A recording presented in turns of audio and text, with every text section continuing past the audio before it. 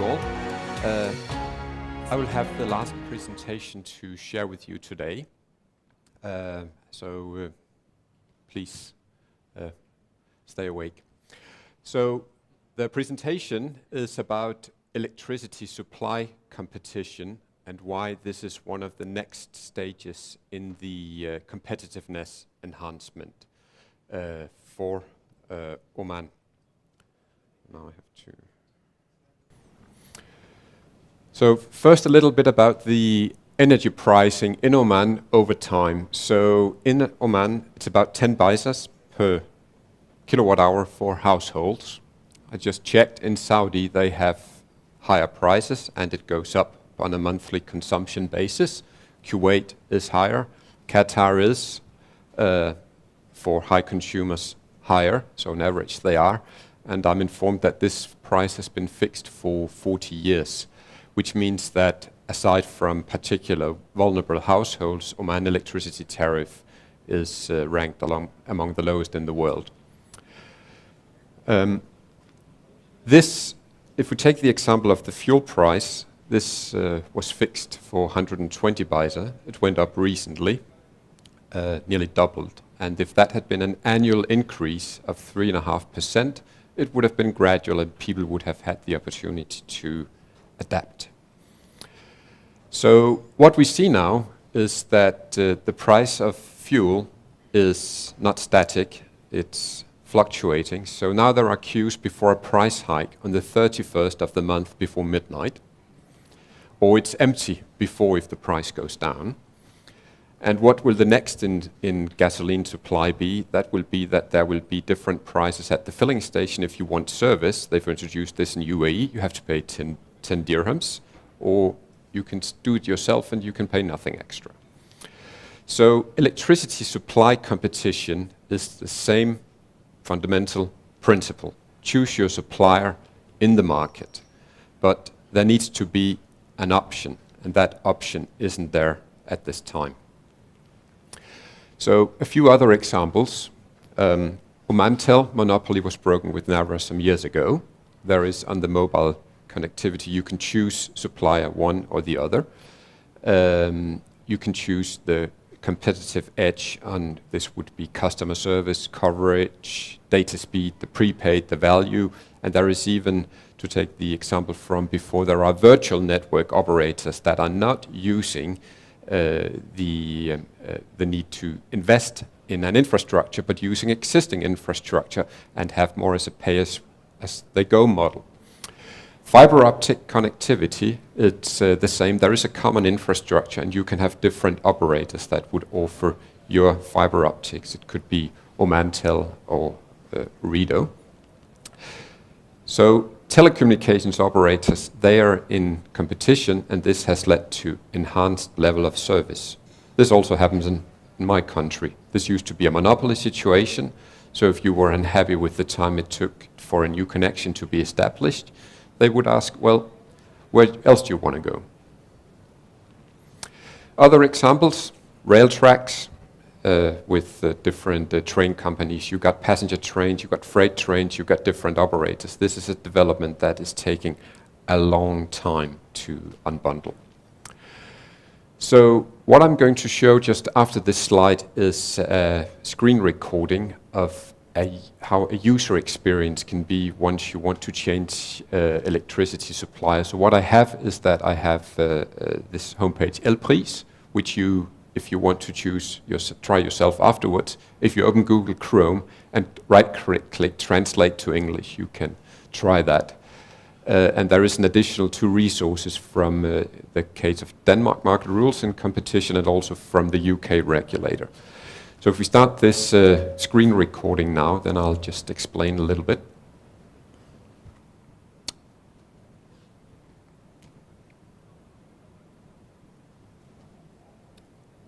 Need to press anything?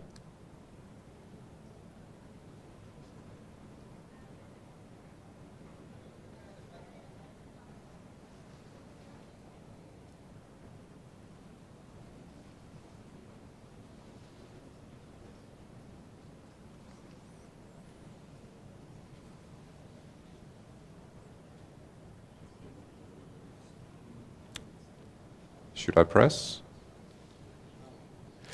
So what is happening is that I'm just entering Google on this homepage, which is elpris.dk. Yes, video. So this is basically the regulator's homepage where all electricity supply companies, they are offering their prices. So what you can do as a consumer is that I print my zip code. It'll go for about 2 minutes and I'll be speaking. So just enter the homepage, elpris.dk, and then the regulator's homepage for electricity supply comes up, and it'll turn into English in just a few seconds. So find prices for electricity, enter your zip code, what is your residency, what is the size, is it an apartment, is it a villa, and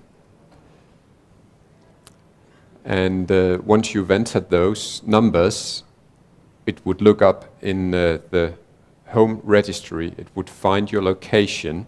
It would check if your home is with an hourly read meter, if it's with, because that is coming, I'll come back to that.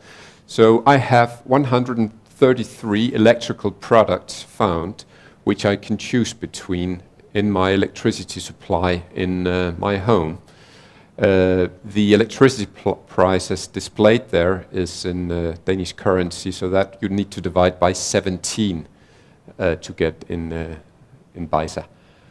And what I'm doing is that I'm choosing the most costly and the least costly, and just showing the comparison, what this would be for my residence. So I have two offers here.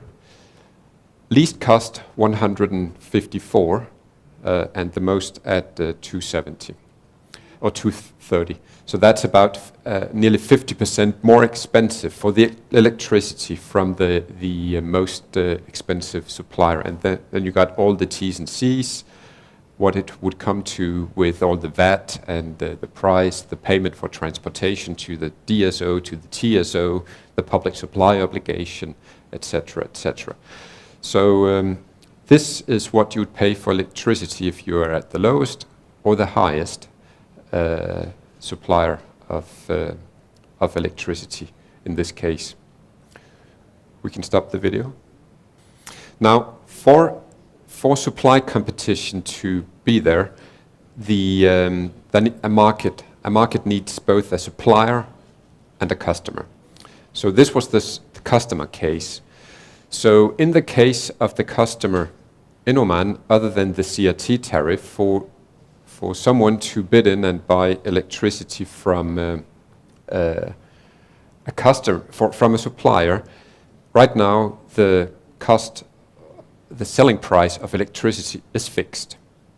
So so here it is. This is an example of how a bill would be broken down for the cost of electricity, transport, which is the TSO and PSO, the transmission service operator, public supply obligation, and then the negative subsidy, which is the electricity tax, subscription fees, DSO charges, and VAT. So total coming to 67 reals for a rather small electricity consumption by Omani standards. So what there is that the variable component of the actual cost that you pay is only 15%. And this is not really incentivizing electricity customers to switch supplier, because the only portion you can change is a little bit of flexibility on only 15% of your bill. So in the case of Oman, where you say, if we don't apply an electricity tax after subsidies removed, that portion would be more like 30%. So that would be more incentive for consumers to shop around amongst the various electricity suppliers. Oops. Okay, so about electricity price, just to have that briefly. Oman is around 10 baisa, and when you take end price as paid for a customer in Europe, for household, we have prices going up to 15 times that level. It'll take a few years before that level of cost will come in Oman, but it will go up.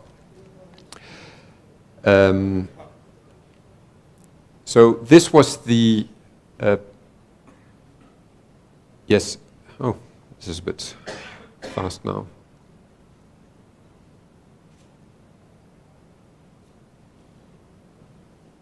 Okay.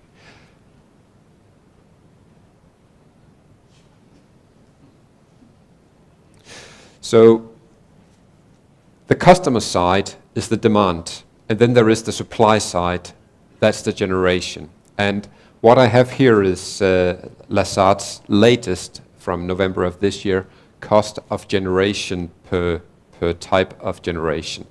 So on the next slide, I've just magnified 2018.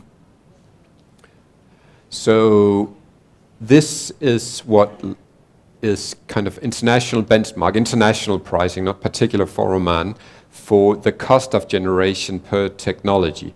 And what we should be mindful of is that the cost of electricity, this is per megawatt hour, has come down. The percentages here is how much the cost of generation has come down over a 9-year period. This means that solar has reduced 88% in cost. Wind has come down by 69% in cost. So the most cost-efficient, lowest priced energy generation has completely changed over the period of a decade. Previously, you would have very cost-efficient in Oman CCGT, but the fact is that on an international scale, and for Oman it's even better for solar, the least cost electricity generation is renewable. So utility scale solar is the lowest cost power in Oman. OPWP is harnessing that with the contracts that are coming. Wind power in the suitable locations are lower cost than fossil fuel power generation, which means that there is actually a competitive edge for renewable electricity. Cost of electricity outside sunny hours will be higher in Oman. And the varying cost of this power generation can be passed to the customer in an electricity market. So the electricity market will allow for customers to choose if they want, say, coal or renewable, but most often they would probably choose the cheapest option. This is a development that in Europe has spanned 20 years, and it will be another 25 years before it is accomplished. But there is a complete policy goal to conclude and close all fossil fuel power generation.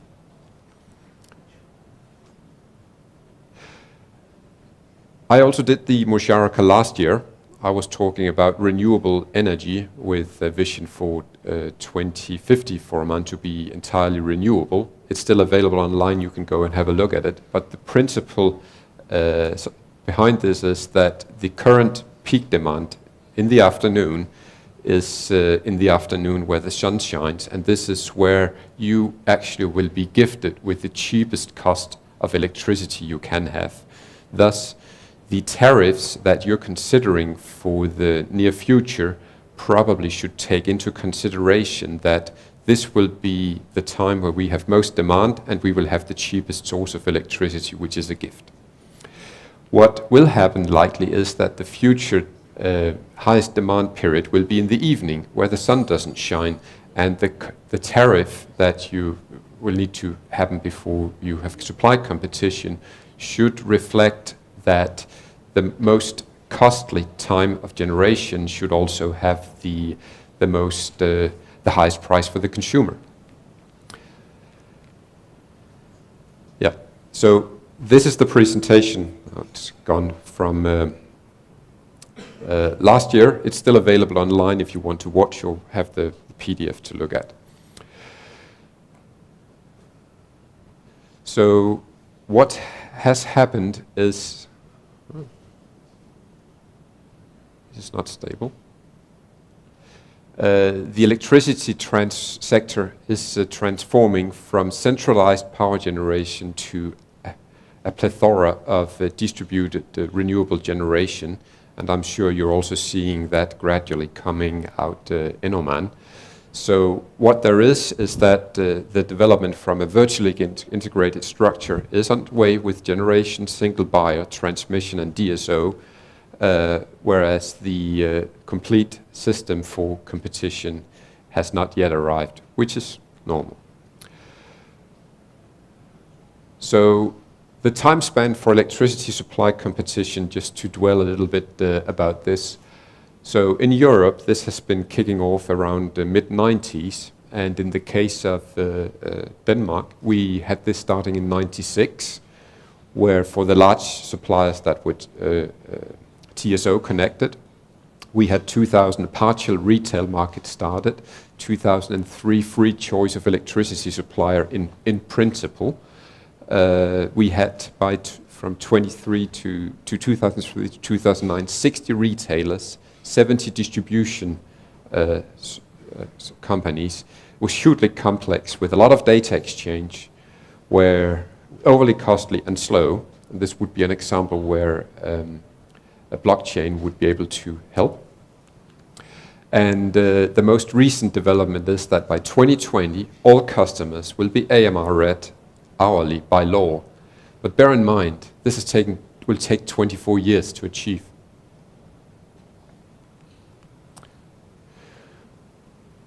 So in the retail market, there are a number of participants in this. So in the case of Denmark, there is the energy net, which is the TO and SO, and also the market operator, which is equivalent to the OETC and the OPWP in the case of Oman. They're facilitating the energy transfer at a fee which is visible at the customer's bill. The DSO is only the cable and transformers. That's the distribution license of each company, like MEDC.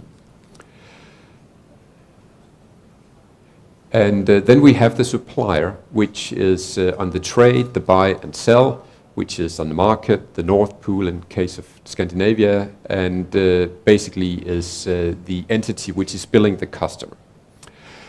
The consumer buys, switches, chooses, and then there are some data that is for third parties to get access to. Then there is what was introduced, the supplier-centric model, where you only have one bill, and I'll be a bit swift about this because I'm out of time. So this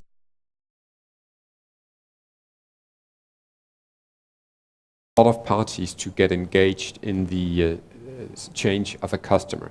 This is a bit like having the roaming between the telcos, and this has been established that there is one data hub. You have consumer and you have all the parties that are taking having a stake. So the data flow, and I'll skip that, but then you can see there are multiple data responsibles in this. So the DSO is about the supply point, everything flowing from the transmission to the customer. You have the wholesale of DSO, and then you have the energy supplier that has the consumer, which is the one that pays the bill. So very brief about the billing process. The DSO does the data. The data hub gets data from the DSO. The supplier generates one bill to the customer. You're not getting multiple. That's on the supplier side, and everything behind that has to be settled by the supplier. Data access I will skip. So in summary, the least cost power generation in Oman is solar. It's coming. The wind resources are unique. The electricity will have varying cost of price over the course of a day. The international trend is for electricity to follow cost of supply, which is a market for which you need both a customer and a supplier. Supply competition is established in Europe, European Union law. It's a development that is taking 20 years plus, and it has the basis, probably the only one, to phase out fossil fuel generation, which is not just ideological, but it's actually a change in what is the least cost power generation. And the planning for Oman to arrive at this in 2050 really should start now. So I really see electricity supply competition as one of the pillars in Oman's transformation towards the center of this century. Thank you. Okay, thank you very much for the two wonderful presentations, very inspiring and looking forward. I have first a few questions to steer the questionnaires. First I will ask Nadia. You mentioned 80% are facts, yes. 20% are perception. Yes. How we will deal with the perception? Dealing with perception is, as I mentioned in my presentation, it is based on a questionnaire which is sent to different law organizations, and then they are going to fill these questionnaires based on their daily experiences. So today, if someone comes and asks me, like, how many days it takes you to start a business in Oman, it will be a difficult question to answer, because there, for them, like every person goes through different, experiences on their daily basis. So this is kind of transparency between the organization and the law firms, because it is the questionnaires are distributed towards from the World Bank directly to the for the participants. So there is no third party is like getting in between, like interrupting them. So we are trying, but our best to sit with all these firms, because we get at the end of the report, we get the sources of data. So when there is a problem or issue, we sit with the sectors, and if they said this thing is like, which is mentioned, is not anymore there, or as so we sit with these organizations, and we are having like meetings with both sectors and users. So things will be more clear for them. Do you think the perception is a result of inconsistent service delivery? I'll give an example. Myself, last week, I wanted to connect high-speed fiber to my home, all right? It's called FTTX from Omantel. I called them. Within 1 day, I got fiber running, 101 MB in my home. Now, how often Omantel can do that? The reason, because I called the GM of service delivery. He used to be my employee. I hired him long time ago as fresh graduate. He did a wonderful job. But then somebody said it took me 2 months, okay? So if you ask me my perception, I say this is great. If you ask somebody else, he said, no, it takes time. So apparently we have inconsistent service delivery, because if they can do it within 1 day, why they cannot do it within 5 days for everybody? I don't want 1 day. 5 days is more than enough, yeah? So are you dealing from the, when the World Bank or UN or anybody who do survey, do they get proper facts, or sometimes they ask just the questionnaires? Third party. Actually, it's the questionnaire, as I told you, like yesterday we were in a meeting with the CEO of one of the law firms, and he was like a previous employee in Ministry of Finance. Okay. So he was telling the same thing, like if I have 20 investors, and then I have to register a business for them, based on my experiences, it takes like different days. So that's what they are reflecting. It's a big challenge. Here we have to work on rules and regulations. It should be there for everyone as a manual. Like if you go to this organization today, they have to tell you like it has to be done in 3 days. If they will not answer you, it means like it's acceptable.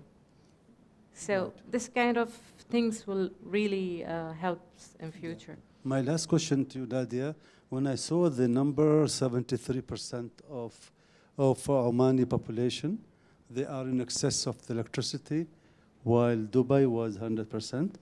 Definitely, we need to improve. We are not saying we are the best. We need to improve. But are we measuring the same parameter? Because I remember every year, Omantel and Nauris, they make an announcement that 99% of populated areas are covered. Then how come they have the mobile with BTS, with transmission line, and not mobile? Are we measuring truly the populated area, or we are also counting somebody in the mountain who is 100 kilometers and he said, I want it to be there for the future? Is the parameter similar here in Dubai and somewhere else? Here come the role of the organizations in charge of electricity, I might say, because now we are doing the role in NCO of these, like we are measuring, because the questionnaire is same for all countries, based on, as I told you, based on case studies. Yeah. So it's not here, it's not reflecting the whole. It's reflecting only on that, based on that case study. Okay. As I mentioned, the case study was about like getting electricity connected to a warehouse if you're starting a business. Okay. Yeah. Okay, I have a question for the competitiveness in supply business.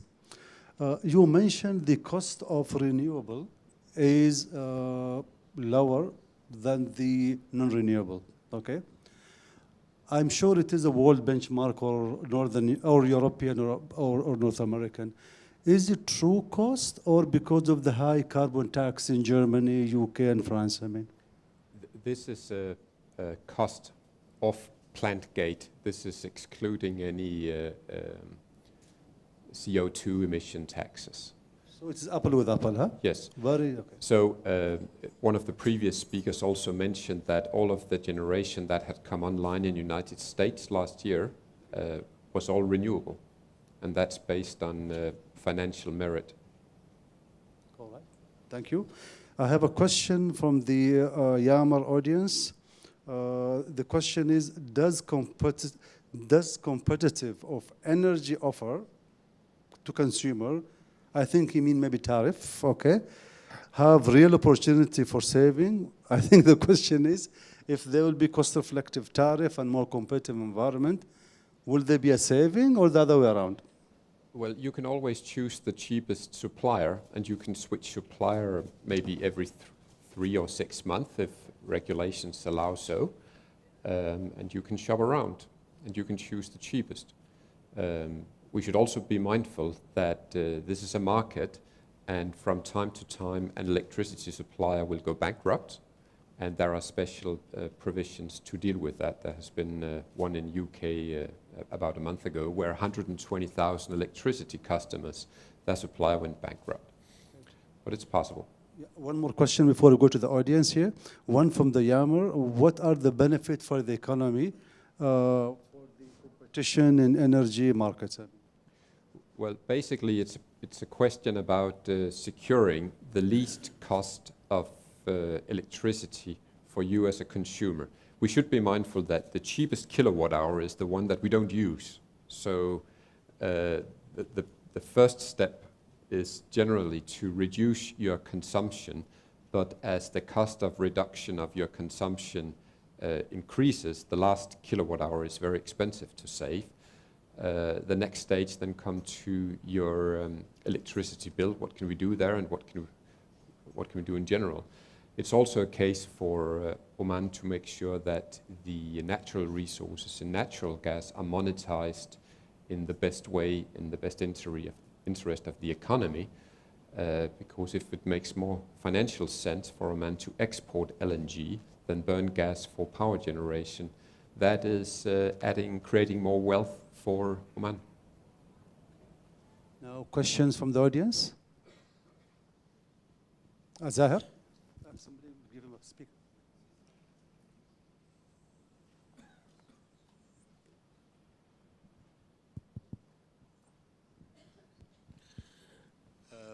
Thank you for your presentations, and I have a question on renewables. If you say that now the lowest cost are in renewables and we should harness more renewables, where do you see the trend in terms of energy mix? What is the cut-off point for, through your studies that you've done in Oman? Well, per se, I've not done studies as such. I've done literature studies. I'm doing another full-time job for NAMA.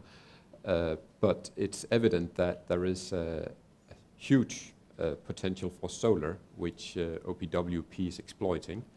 And there is also a huge potential for wind to cover the non-sunny hours. But what the ceiling is, it's difficult to predict.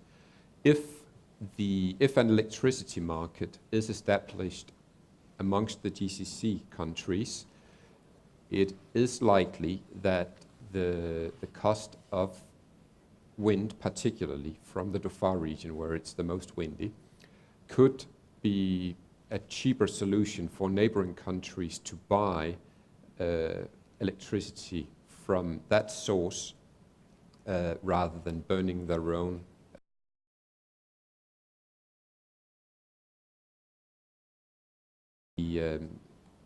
It's pretty limitless what, financially speaking, is sensible to install. But everything has a start, and the first 50 megawatt is on its way, and let it prove itself. Okay, other question from the audience? Okay, the question from my side. You mentioned Europe took over 20 years to mature in the supply competition. Yeah. Now, is there other developing countries example of such maturity? I mean, not that I'm aware of personally. The regulatory side of this has taken very long time. okay. And we should also be mindful that in Europe, in Spain and Germany, and mostly, there has been a lot of incentives, which is a financial grant, which has been very costly for distributed solar. So that has skewed the market a bit because the cost erosion in solar has been so dramatic that it became a money machine.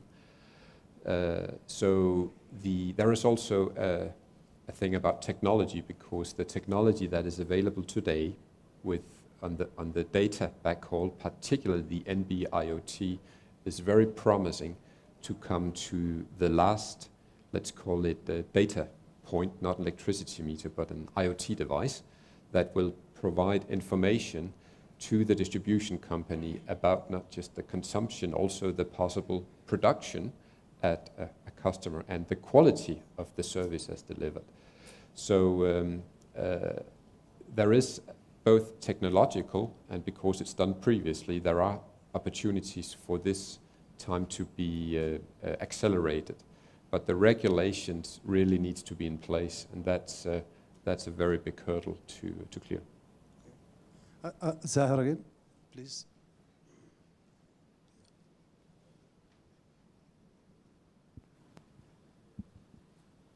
I mean, if, my second question is, if Oman is to have an open market in the supply business, to have that competitiveness, what would be the prerequisites for us, in order to have a successful,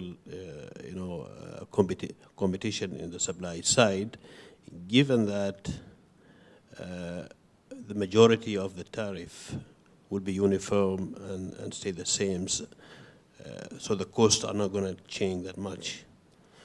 I mean, would it be only competition in service rather than in cost and service? What's your views on this? I think we need to plan this in stages. As you maybe saw, the supply competition started out with the big consumers, the industries that are grid connected first.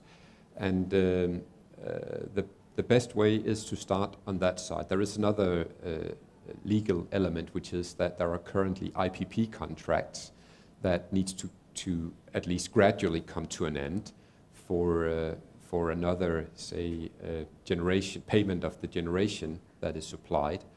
So this should start from the highest consumers first.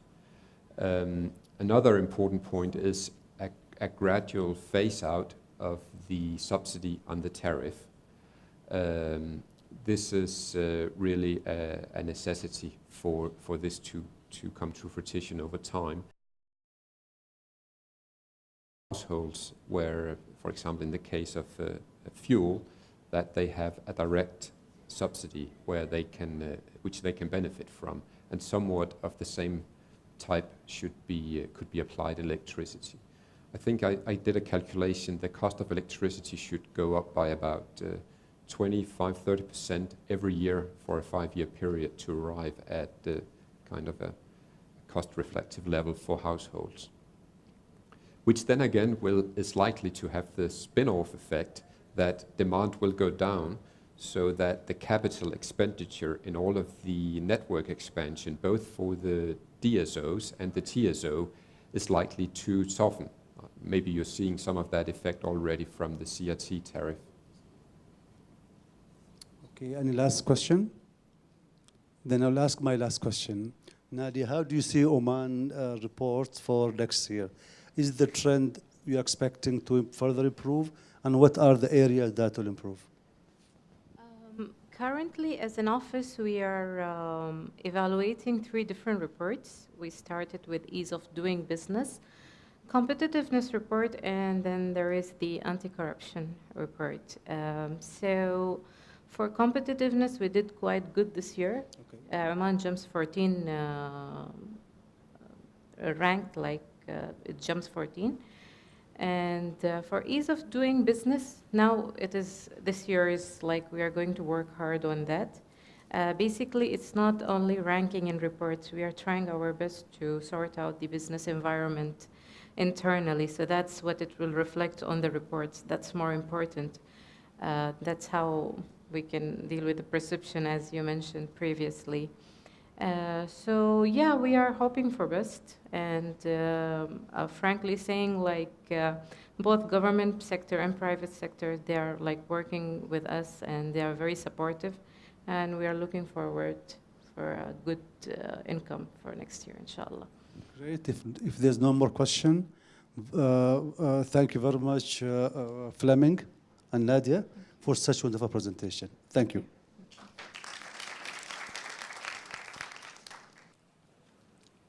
Dear valued guests, I hope all of you enjoyed the conference topics and session presented, led by key officials from esteemed organization. Now we would like to invite Engineer Omar Al-Wahibi to conclude our event today.